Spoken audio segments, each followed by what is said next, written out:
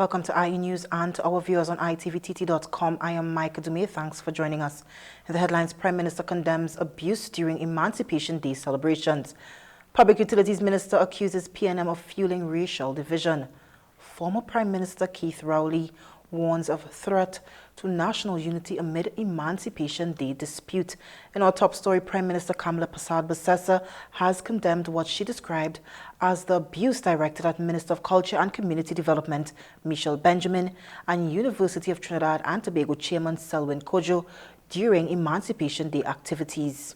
In a statement, the Prime Minister described the behavior of PNM political leader Penelope Beckles-Robinson, other opposition members and their supporters as disgusting, hateful, racist and divisive. Mrs. Persad-Bussesa alleged that Minister Benjamin and Professor Cudjoe were targeted because of their association with the UNC, accusing the opposition of attempting to intimidate Afro-Trinidadians who support the government. She also criticized those present at the event for failing to intervene, saying the abuse detracted from the significance of the Emancipation Day observance. The Prime Minister called for unity and respect while rejecting what she described as efforts to divide the country along political and racial lines. The Minister of Public Utilities has intensified the political fallout surrounding this year's Emancipation Day celebrations, accusing the People's National Movement of fostering racial division and failing the communities it's governed for decades. In a strongly worded statement, the minister criticized a former PNM official, describing him as a coward who avoided the 2025 general election and is now attacking Prime Minister Kamla Persad-Bussesa from outside active politics. The minister also alleged that the greatest threat to Trinidad and Tobago's racial and social stability came during the PNM's time in office, claiming that state resources, including contracts, land and foreign exchange allocations, benefited a select few while many citizens were left behind. He further questioned why several communities regarded as traditional PNM strongholds continue to face long-standing challenges after decades of the party's governance. The minister accused the opposition of pursuing policies that favored the wealthy while neglecting ordinary supporters and, when politically expedient, encouraging racial division. He concluded by urging citizens to reject what he described as politics rooted in division and inequality, while calling for greater national unity and equal opportunity. Former Prime Minister Dr. Keith Rowley has entered the escalating political dispute following this year's Emancipation Day celebrations, accusing Prime Minister Kamla Persad-Bussesa of endangering Trinidad and Tobago's social and racial stability. In a statement posted on Monday, Dr. Rowley rejected the Prime Minister's claims that the People's National Movement was responsible for the public backlash against her, arguing that the criticism reflected growing dissatisfaction with the government's policies. He questioned the Prime Minister's assertion that the PNM was behind the public reaction, saying citizens were expressing frustration over what he described as the administration's failed, hateful and vindictive policies. Dr. Rowley also alleged that government decisions had negatively affected thousands of citizens and claimed many families were now struggling economically. In one of the strongest remarks in his statement, the former Prime Minister compared Mrs. Persad-Bussesa's response to that of French Queen Marie Antoinette and warned that her recent conduct posed a threat to the country's social and racial stability. The exchange follows comments from Prime Minister Persad-Bussesa, who accused the PNM of fostering racial division and criticized the Emancipation Support Committee for allegedly remaining silent, while Culture Minister Michelle Benjamin was subjected to verbal abuse during Emancipation Day celebrations in Port of Spain. Opposition leader Penelope Beckles has also rejected the Prime Minister's allegations, accusing her of using divisive rhetoric and attempting to shift attention away from her government's performance. We pause for a moment. More news when we come back.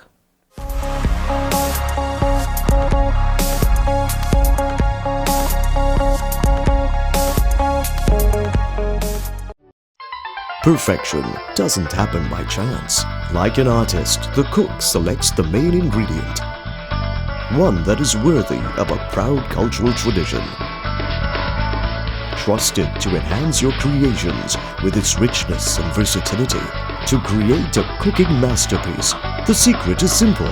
The brand we know, the brand we trust, the brand our ancestors have been using for generations. There is only one pure cow brand ghee. Look for the marks of authenticity. Tile Expressions Limited, as one of the largest importers of tiles, offers an extensive range of high-quality tiles in ceramic, porcelain, granite, stone, and mosaic options.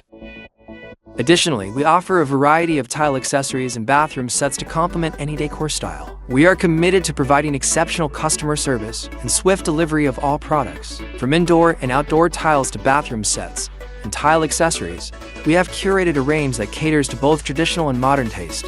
Lampoos 13, Ajudha Road, Munro Road, Canopio. Call 223-8453.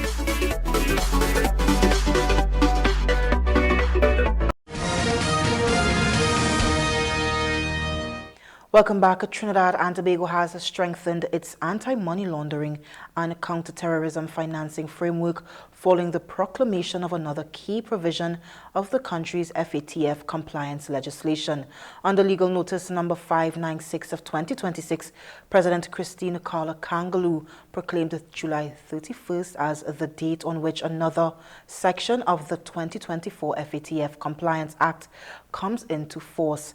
The legislation is designed to strengthen laws aimed at combating money laundering, terrorist financing, and other financial crimes, while ensuring Trinidad and Tobago meets international standards set by the Financial Action Task Force.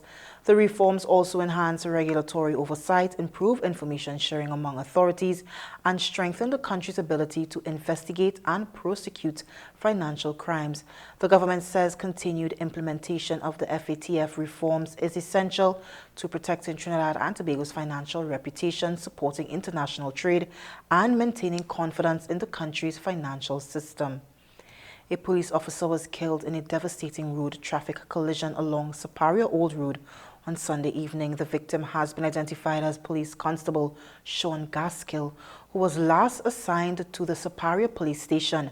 The fatal crash occurred at approximately 5:40 p.m. on Sunday in the vicinity of Colley Street and involved two vehicles, a car bearing registration TAS 7275 and a brown Nissan MP300 pickup registration TDR 4988. According to preliminary investigations, PC Gaskill, who was off duty at the time, was driving east along Saparia Old Road towards Saparia when his vehicle collided with the right rear of the pickup. The impact caused his vehicle to veer off the roadway and crash into a nearby wall.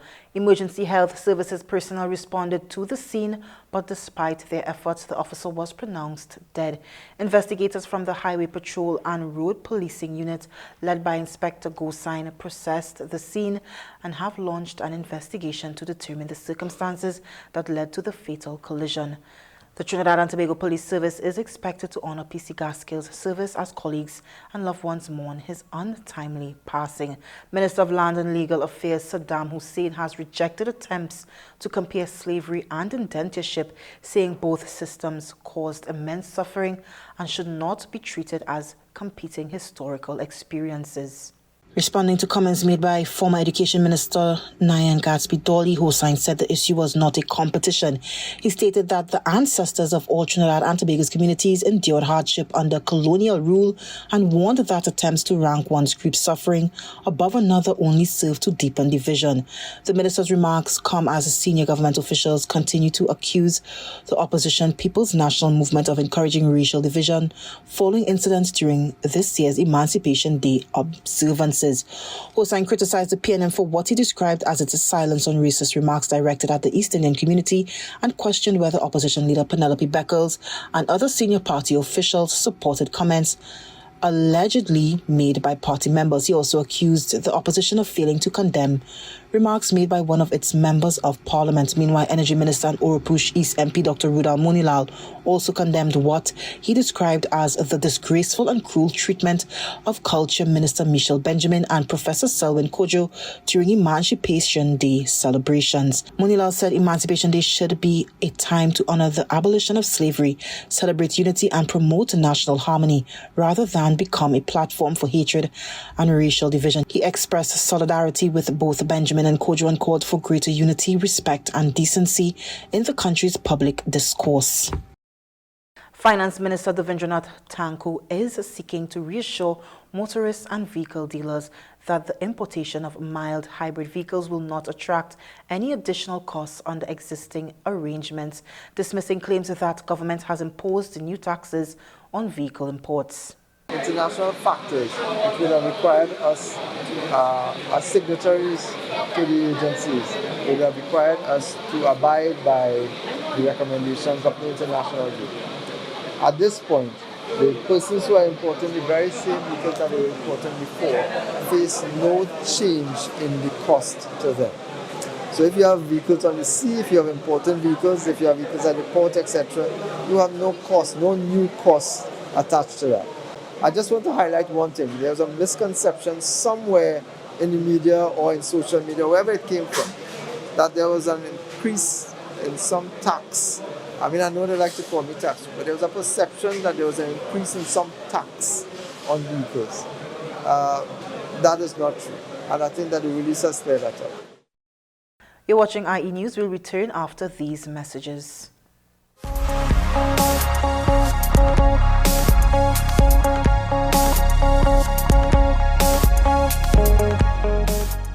Attention all bakers, doubles vendors and roti makers. Try our high-quality bromate-free, all-purpose and whole wheat flour. Low price and conveniently packaged in 2 pounds, 2 kg, 10 kg and 25 kg bags. For wholesale and retail prices, contact Shiklisho Limited at 665-3336 or 480-8715 or visit us at Warrenville, Canoopia. Shiklisho Limited, quality you can trust.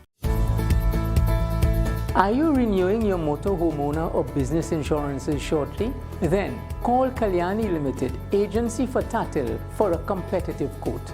With 2 locations, Todd Street, El Socorro and 5 Rivers, Aruca.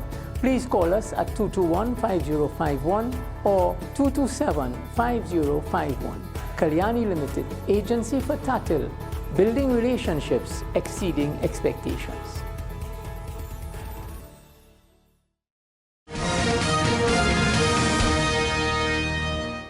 Welcome back. It's time for your sports highlights. Here's a roundup of today's top stories from the local, regional and international sporting arena. After electing to bat first, the West Indies closed the day on 239 for 5 from 74 overs, with Graves unbeaten on 64 and captain Roston Chase not out on 36. The pair shared an unbroken 66-run partnership for the 6th wicket after the home side slipped to 173 for 5. West Indies made a positive start through openers Tagunarine Shandapal and Brandon King, who added 49 for the first wicket before Shandapal fell for 22 on the final ball. Before an early lunch caused by rain, King looked set for a half-century but was trapped by debutant spinner Ali Usman for 46 after Pakistan successfully reviewed the original not-out decision. Pakistan's spinners then tightened their grip, with Kavern Hodge dismissed for 10 following another successful review before Amir Jangu made 26 prior to edging behind, leaving the West Indies on 124-4.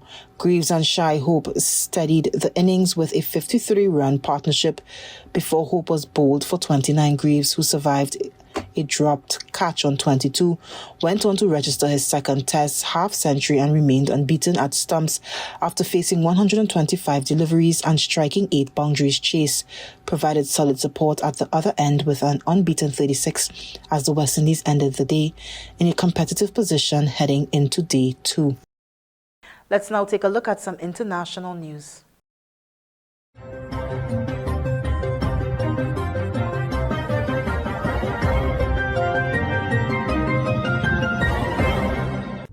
Tonight, scenes of total devastation in Spokane neighborhoods erased by fire. Home after home burning unabated. Residents racing to get out. It's hot. There's a car. At least 600 homes damaged and destroyed.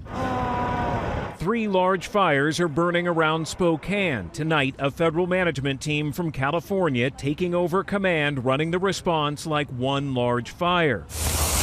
Firefighters say conditions are explosive. On Saturday, a rare, particularly dangerous situation red flag warning from the National Weather Service. The towering plume of smoke Saturday night over the city. Firefighters calling in anybody available.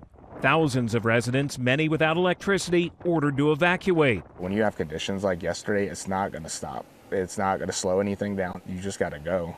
Don't stick around and wait. And this was my happy place. The place Eric Frank has called home since 1980, now reduced to ashes. He recorded these final moments from his roof before flames engulfed everything. I'm so tired. I couldn't see my feet, and I had to feel my way down the ladder because everything just turned black. Reporter Natalie Keller from our ABC affiliate KXLY-TV is at the convention center. There are over 400 people who have evacuated here at the Spokane Convention Center. I've talked with families who had just minutes to escape, and now they're in limbo. Overnight, firefighters could not protect the homes that were burning and instead had to focus on life safety. Washington's governor declaring a state of emergency. Firefighters from states like California are now pouring in to help. There are just so many Washingtonians who have literally lost everything in a very, very short period of time. Just in a matter of hours, their lives changed. Tens of thousands of Spokane residents have no power. It comes as wildfires are burning across the West. Dozens of large fires are burning in the Pacific Northwest alone, fueled by drought and extreme wind. In Oregon, where 32 of the wildfires are burning, more than half the state is facing severe drought in what could be the state's worst wildfire season on record. Tonight, President Trump backing away from the brink, calling off planned massive strikes on Iran. Overnight Saturday, posting on social media, saying he canceled the attack subject to being able to rapidly make a deal, adding the perimeters of a deal had been agreed to. A far different tone from Friday. We'll be hitting them very hard. And, at some point they're going to say, we just can't take it anymore. But Trump saying that Iran and regional U.S. allies alike had since asked him to hold off, claiming any deal would include reopening the Strait of Hormuz and address Iran's nuclear threat. But nearly 24 hours later, no formal response yet from Iran's government. An Iranian state-run media saying no such deal to reopen the strait had been reached. It remains effectively closed. Prior to Trump's announcement, Iranian media said the foreign minister had warned regional countries of harsh retaliation should the U.S. follow through on its threat to target Iranian energy facilities. After state-run oil facilities were targeted in a drone attack earlier this week, the renewed Iranian threat sparked Saudi Arabia's leadership to publicly urge the White House to de-escalate after Crown Prince Mohammed bin Salman spoke to President Trump. Those fears include not just a wider war in the Middle East, but increasing signs that the conflict between Ukraine and Russia is starting to overlap with the Iran conflict. Last week, Ukraine attacking an Iranian cargo ship in the Caspian Sea it said was carrying military supplies.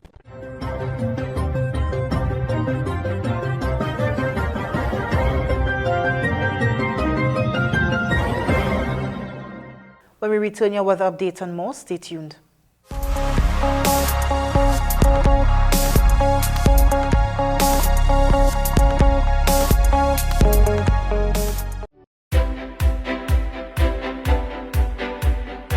Introducing Signature Marine Coatings. We bring you premium marine solutions powered by PPG coatings, including anti-fouling protection, high-grade epoxy systems, fiberglass materials, and complete marine refinishing supplies. Protect, enhance, and maximize the performance of your vessel with products you can trust. Get the finish your vessel deserves. We are located at Tardy Marine Limited in Chagaramas. Call us today at 2900-654 or email at signaturepaints@hotmail.com. In our lives, there are moments that need to be remembered. Are you hosting a Ramayana Yagya, religious or cultural event or celebration? Would you like to have it aired live on IETV or recorded for playback later? We will air your program on IETV and IE Radio, with your viewers joining locally and internationally. Your family and friends worldwide can view on www.ietvtt.com or listen on ieradiott.com. To make arrangements, call or WhatsApp IETV at 784-9880. Let us record your cherished moments and share it. Welcome back to IE's Major News. Let's take a look at today's weather forecast. Today was generally warm and partly cloudy across Trinidad and Tobago, with intervals of sunshine giving way to increasing cloudiness during the afternoon. A few scattered showers developed across several districts, with isolated thunderstorms affecting some areas as daytime heating combined with available moisture. Despite the passing showers, many locations enjoyed prolonged sunny spells. Temperatures climbed to approximately 32 degrees at Piaco and 32 at Crown Point, while overnight lows are expected to settle around 25 degrees. Moderate easterly winds persisted throughout the day, occasionally becoming fresh and gusty in the vicinity of showers and thunderstorms. A mild to moderate concentration of Saharan dust remained present, producing slightly hazy conditions at times. Sea conditions remained moderate, with offshore wave heights between 1.5 and 2.0 meters and below 1 meter in sheltered coastal waters. Overall conditions remained warm, humid and breezy, with scattered afternoon showers and isolated thunderstorms. Tonight is expected to become partly cloudy with a few lingering showers and a slight chance of an isolated thunderstorm during the evening before conditions gradually improve overnight. Warm and humid conditions will continue, with moderate easterly winds of 15 to 25 kilometers per hour.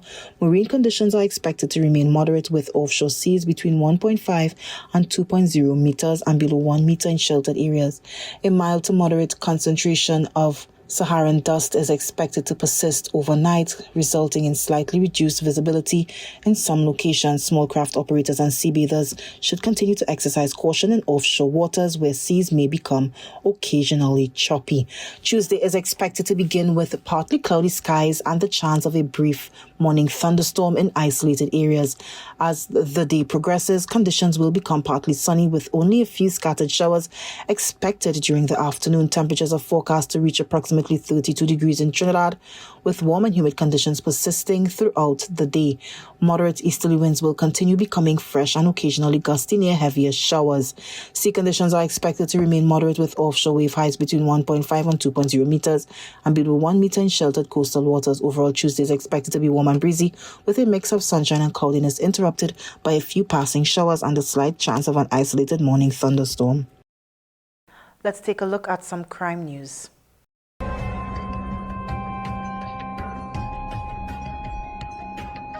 Officers of the Tobago Divisional Task Force Area East recovered a suspected firearm and a quantity of ammunition and cannabis during an operation conducted yesterday.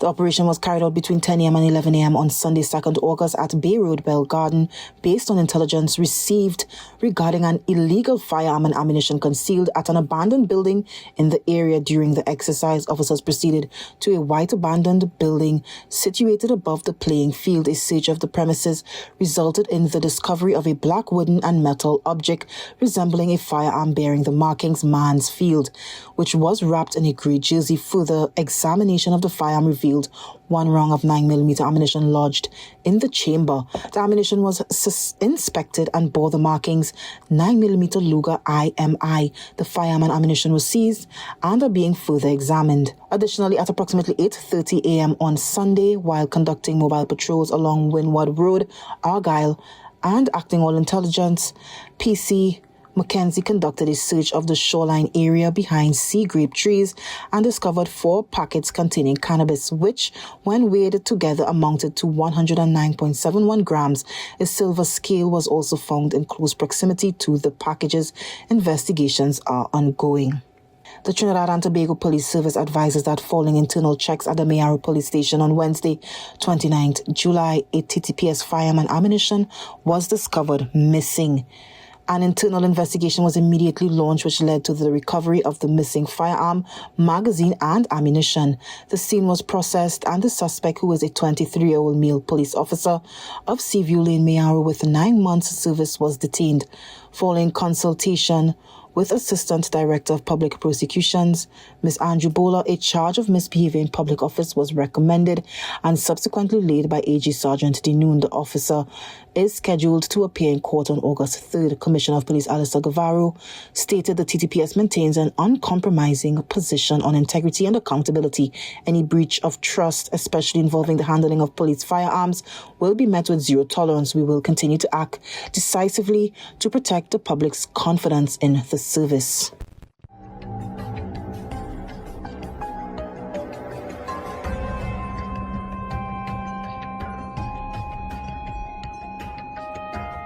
Recapping the headlines, the Prime Minister condemns abuse during Emancipation Day celebrations.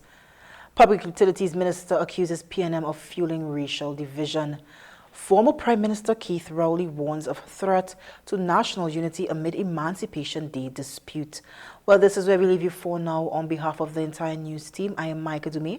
Thank you for joining us.